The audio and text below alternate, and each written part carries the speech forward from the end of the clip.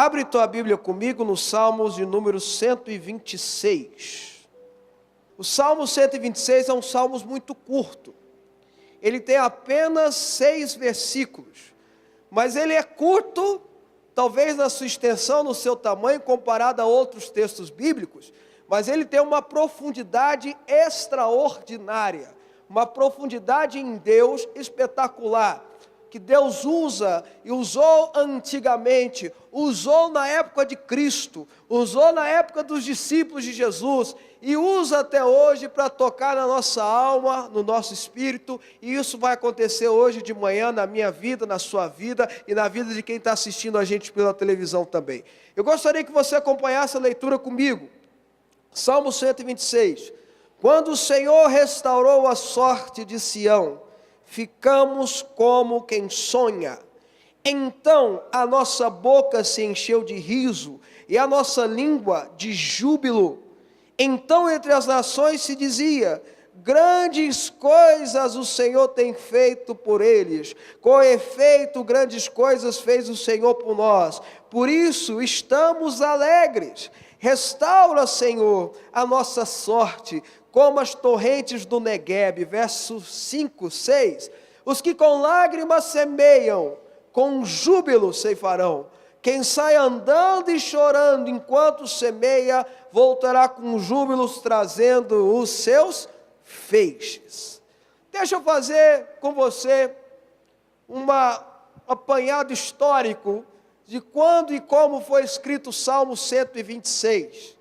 Provavelmente, e a maioria dos teólogos dão esses salmos escritos na época que o povo de Israel, por decreto do rei Ciro, recebe a liberação depois de 70 anos de escravidão na Babilônia, para voltar para sua terra, comandado por Neemias, pelo sacerdote Esdras e por outros tantos personagens bíblicos. A Bíblia não relata, mas tem gente que acredita que Daniel acompanhou também, bem velhinho, mas acompanhou esse retorno também.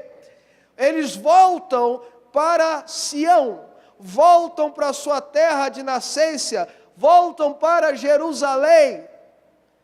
E eles, ao voltarem, uma das pessoas, provavelmente um sacerdote, um músico, compõe esse cântico de romagem, esse texto poético, que seria usado depois pela história do povo de Israel, como um cântico onde o povo, ao ir oferecer os seus sacrifícios, ao ir oferecer a sua adoração a Jerusalém, ao Monte Sião, Jerusalém recebe esse nome, esse apelido como Monte de Sião, porque ela foi construída na época dos jebuseus ainda, foi construída aos pés do Monte Sião, e eles, ao ir na direção do templo para fazer as suas oferendas, as suas adorações ao Senhor, eles vão cantando os cânticos de romagem. Um desses é o Salmo 126. E quando ele compôs esse texto, o que aconteceu que levou a ele a compor essa música é algo que nos ensina de uma forma extraordinária o que Deus faz nas nossas vidas. Como Deus opera na vida de um cristão. O bispo Lúcio, ministrando a palavra, perguntou: quem está aqui há 2 anos? Um grupo de pessoas levantou. Quem está há mais de 5 anos? Outro grupo de pessoas levantou. A verdade é que quem está aqui desde a fundação da igreja, ou quem chegou aqui a primeira vez hoje, veio por causa de algo. Jesus está aqui. E o que Jesus pode fazer na sua vida é algo extraordinário. Esse texto mostra o processo de libertação que o Senhor faz num povo. Eles ficam como quem sonha. Eles chegam em Jerusalém, na terra de Sião, voltando de uma escravidão de 70 anos, dizendo: quando o Senhor restaurou a nossa sorte, ficamos como quem sonha. Ficamos como quem está realizando sonhos, ficamos como quem está vendo algo que sempre pensaram, imaginaram. Essa é a ação da libertação de Cristo Jesus em nossas vidas. Ele vem e pega a gente de uma escravidão do pecado, Ele vem e pega a gente de uma escravidão da miséria, Ele vem e pega a gente de uma escravidão do maligno e nos leva para Sião, aonde nós podemos vivenciar uma vida de pessoas que sonham. Vocês estão entendendo, irmãos? Ele restaura a sorte. A Bíblia fala que Deus, em Isaías, é especialista em mudar a nossa sorte, em restaurar a nossa sorte. E a restauração da sorte dele não é qualquer uma. A restauração da sorte dele é em dupla honra, é em dobro.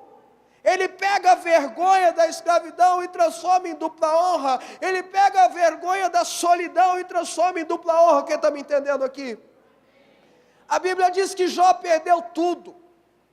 Perdeu absolutamente tudo.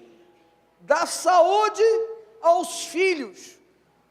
Seus bens, a sua renda, a sua profissão, a sua moral como o homem mais rico e famoso do seu tempo. Ele perdeu tudo no estralar de dedos, em pouco tempo.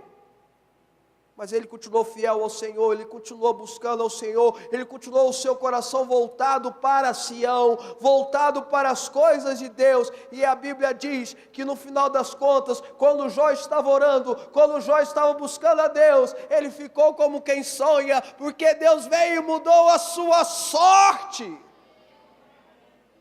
E ao mudar a sua sorte, Deus deu a ele exatamente o dobro do que ele possuía.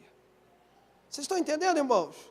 Ficamos como quem sonha. Aí você vai dizer para mim assim: bispo, a minha vida não é sonho, é pesadelo. Bispo, o que eu estou passando ultimamente na minha casa, na minha família, nos meus relacionamentos, na minha vida financeira, isso é pesadelo, não é sonho. Meu irmão, escuta o que eu vou te falar em nome de Jesus. Foram 70 anos de escravidão, de um povo que era acostumado a viver em escravidão. Ficaram 400 anos no Egito, depois 70 anos na Babilônia, depois agora recentemente, comparado a esse tempo, ficaram na mão dos alemães, mas sempre com o coração voltado a Sião.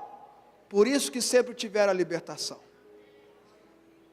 Se o seu coração estiver voltado para Sião, a libertação de Deus virá na tua vida, a libertação de Deus virá na tua casa, a libertação de Deus virá para tirar você de qualquer escravidão, qualquer que seja ela. Quem está me entendendo, diga um amém mais forte. A libertação do Senhor traz mudança de vida, traz mudança de posicionamento. Eles deixaram Babilônia para viver em Sião. Eles deixaram o sistema mundano para viver na casa de Deus, para voltar para Jerusalém. A libertação trouxe cura. A libertação do Senhor trouxe cura de alma. Talvez eles acharam que estavam sendo abandonados por Deus, mas Deus veio e trouxe a libertação na hora certa, no modo certo, no tempo dele. E eles chegam em Sião dizendo: ficamos como quem sonha. A libertação do Senhor traz a palavra: conhecereis a verdade vos libertará. O que liberta as pessoas é a pregação da palavra. O povo de Israel ficou 70 anos na Babilônia.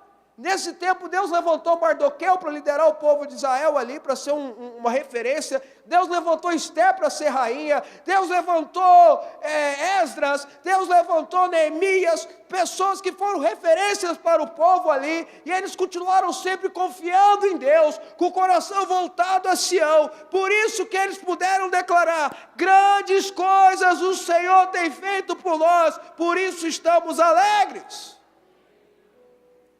O segredo está na dependência de Deus. O segredo está na confiança em Deus. Olha, com todo respeito aos nossos cantores que são maravilhosos, aos nossos adoradores, os nossos musicistas aqui que são extraordinários, não tem equipe de música igual como ela, mas eles vão concordar comigo. Eu tenho aprendido que a melhor forma de adoração a Deus, ou a mais expressiva forma de adoração a Deus, não é com música. Graças a Deus, porque senão eu estava enrolado. Imagina eu com essa voz, misericórdia. Não é com música, a adoração é estilo de vida, lógico, mas a melhor forma que você expressa que você está adorando a Deus, sabe qual é, irmão? Confiando nele. dizendo: Ele pode, Ele está cuidando de mim. Eu estou passando, aí eu vou usar até aquela música da Cassiana, eu estou passando pela prova, mas estou dando glória a Deus. É confiando nele. Grandes coisas o Senhor tem feito por mim. Outros salmos, Davi fala assim: eu criei mesmo estando aflito, eu criei mesmo passando por problemas, eu criei mesmo passando por dificuldades, eu criei mesmo passando por situações adversas, eu criei mesmo passando pelo vale da sombra da morte, a minha fé não foi abalada, a minha fé não foi tocada, eu continuei confiando. Por isso eu posso dizer: grandes coisas o Senhor tem feito por mim. Você está entendendo, irmão? E aí o autor fala: restaura a nossa sorte, como as torrentes do Negueb. Estudar um pouquinho de geografia aqui com os irmãos. Negueb é o deserto do Negueb. Salmista fala fontes como no deserto do Negueb. E os teólogos tentaram pesquisar o que isso queria dizer. Teve gente até que falou que era profético, porque hoje em Israel, eles conseguem plantar qualquer coisa no deserto. Qualquer coisa. Já há mais de 30 anos que israelita faz isso, através dos chamados kibbutz. Eles plantam tudo no meio do deserto. Então tem gente que fala que era até profético isso. Ele está profetizando que num deserto vai ter isso. Não, eu vou explicar o que era. Negueb é uma região muito árida, muito seca. Então eles atribuíram essa região como desértica. Mas lá tem montanhas, e Israel é um desses países que embaixo é quente e em cima é frio. Que apesar de muito quente um período do ano, é muito frio no outro período, até neva. Até neva. Então tem um determinado período que no deserto do Negueb, as montanhas congeladas de neve derretem por causa do calor, e a água sai, e fontes começam a jorrar no deserto, fontes começam a jorrar no deserto, fontes começam a jorrar no deserto. Isso é maravilhoso, isso é extraordinário. Vou te contar por que é extraordinário.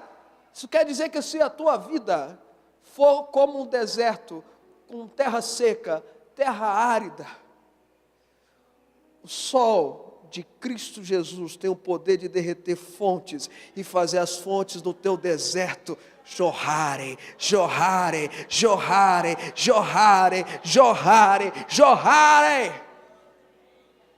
Isso é maravilhoso, irmão. Restaura a nossa sorte, porque a nossa vida está desértica. Restaura a nossa sorte, derrama água sobre o nosso deserto, derrama água sobre a minha vida, derrama água sobre a terra onde eu vou fazer a minha semeadura. É isso que Deus tem para aqueles que confiam nele. Vocês estão entendendo, irmãos?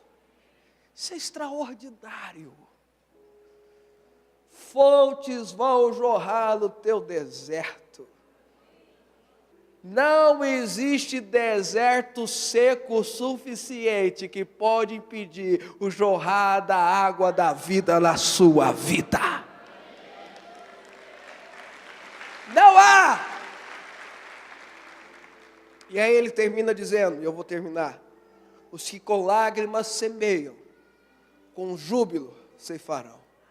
Os que vão andando, chorando e semeando, vão voltar com alegria, trazendo a sua colheita. Duas coisas. Começando de trás para frente. Ele fala andando e chorando. Andando e chorando. O choro não pode impedir você de andar. O choro não pode impedir você de fazer o que você precisa fazer. O choro não pode impedir você de colocar sua fé em ação. Se é preciso chorar, chore andando. Se é preciso chorar, chore fazendo. Não permita que a tristeza impeça você de agir, não permita que o medo impeça você de fazer o que precisa ser feito, não permita que as armas do diabo impeçam você de alcançar aquilo que Deus tem para você. Aquele que vai andando e chorando, aquele que vai chorando, mas vai fazendo campanha na igreja, aquele que vai chorando, mas vai pedindo oração para o pastor, aquele que vai chorando, mas vai vindo nas reuniões, aquele que vai chorando, mas vai lendo a palavra de Deus, se alimentando da palavra de Deus, aquele que vai chorando, mas confiando, entregando o seu caminho ao Senhor, confiando nele, tem certeza que no mais tudo ele fará. Traz os seus feixes, traz a sua colheita. Por último, os que com lágrimas semeiam, com júbilo ceifarão.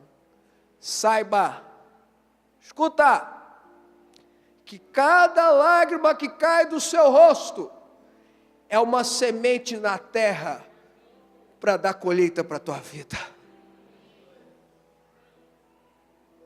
Os que com lágrimas semeiam, com júbilo vão colher.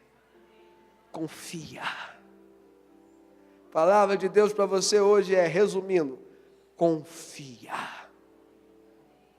Confia.